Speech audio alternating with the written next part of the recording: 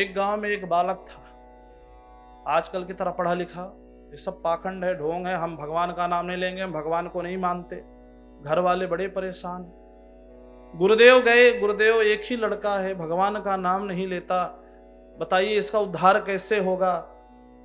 बोले चिंता मत करो, इसको कुछ दिन के लिए हमारे साथ भेज दो।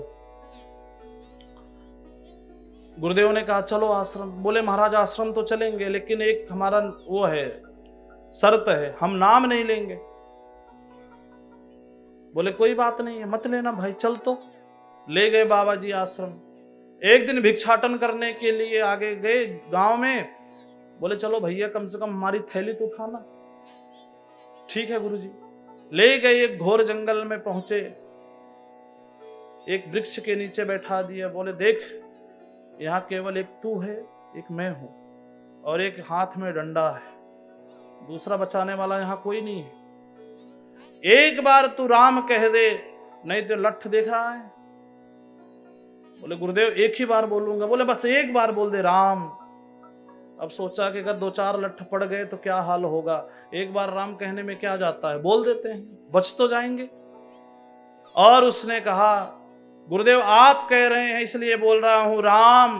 गुरुदेव ने कहा हो गए तेरे काम, अब चिंता मत कर, तेरा काम हो गया।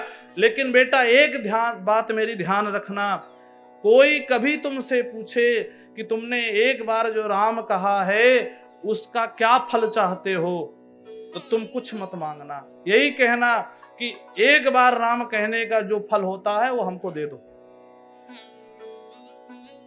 गुरुजी ने उसको छोड़ दिया, अपने घर आया। अंतिम समय में उसकी मृत्यु हुई। यम के दूत आए, ले गए यमराज के पास, उसका लेखा जोखा हुआ। दूतों ने कहा प्रभु इसने कोई सत्कर्म आज तक नहीं किया, कभी भजन पूजा पाठ कुछ नहीं किया, लेकिन लिस्ट में एक बार अपने गुरु के डर से राम कहा है, उस राम का फल इसको क्या दिया जाए। तो यमराज ने कहा इसी से पूछ लो क्या चाहता है, और वो दे करके फिर आगे इसका जो है आगे बढ़ते हैं। बोले भाई क्या चाहते हो। गुरु की याद आ गई, अरे गुरुदेव ने कहा था कि कभी तुम कुछ मत मांगना। बोले जो होता हो, एक बार राम कहने का जो फल होता है वो फल हमको दे दो। यमराज ने कहा ये तो मैं भी नहीं जानता, एक बार राम कहने का फल क्या होता है, चलो ब्रह्मा जी से पूछा जाए। ब्रह्मा जी के पास गए, सारी घटना बताई, इसने एक बार केवल राम कहा है, उसका फल क्या होता है। ब्रह्मा जी ने कहा भैया ये बात तो मुझे भी नहीं मालूम, चलो भगवान भोलेनाथ अहर निश्राम राम करते रहते हैं, उनसे पूछा जाए। और सब लोग जो है पहुंचे कहां, बोले कैलाश। भोलेनाथ से पूछा गया बाबा आप दिन भर सीताराम सीताराम कहते हो, एक बार सीताराम कहने का क्या फल है। बोले बाबा ने कहा भैया अहरनिश तो करते हैं, पर फल क्या है हमको भी नहीं पता है, तब क्या करें। बोले जिनका नाम है उन्हीं से पूछा जाए। अब तो सब लोग उस व्यक्ति को लेकर के भगवान के धाम पहुंचे। भगवान के धाम पहुंच करके भगवान से पूछा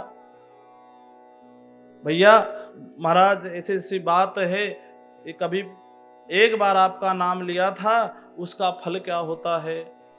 भगवान ने कहा भैया हम भी नहीं जानते हमारे नाम का फल क्या होता है। भगवान ने कहा भैया एक काम करो, तुम लोग अभी जाकर के इस पर सर्च करो कि एक बार राम कहने से क्या फल होता है, और जब तक इसका पता ना लग जाए तब तक इस जीव को हमारे धाम में छोड़ दो। एक बार कहने वाला, जो बड़े बड़े योगियों को जो परम पद नहीं मिलता है, वो परम पद एक बार नाम लेने से मिल जाता है। तो माता उन भगवान का नाम लो। भगवान का नाम कैसे लोगे, ऐसे थोड़ी आ जाएगा। बोले कोई भाई अब कोविड जिसको हुआ हो, उसके जो आसपास जाएगा, स्पर्श होगा, तभी तो उसको कोविड होगा। कोरोना की बीमारी में क्या था, यही तो होता था, जो उसके आसपास जिसको हुआ हो, स्पर्श हो जाए, छू जाए तो बीमारी उसको हो जाती है। तो ये बीमारी भी ऐसी है, जिनको हो चुकी है, जो बाबरे बाबा जी बन गए हैं, उनका जब सत्संग करोगी, उनके पास जाओगी, तब जाके बीमारी तुम्हारे पास आएगी। इसलिए महात्माओं का सत्संग करो। तो माता जी ने कहा भैया महात्मा तो बहुत होते हैं। कैसे महात्मा के पास? जो लाल कपड़ा पहनते हैं या सफेद कपड़ा पहनने वाले, लंबी लंबी जटा वाले, बिना जटा वाले, लंबे लंबे तिलक वाले, बिना तिलक वाले, बहुत प्रकार की वैरायटी है बाबाओं की। किस बाबा के पास जाएं? यहां पर जो कपिल भगवान ने कहा है वो हम सबको भी ध्यान रखना चाहिए।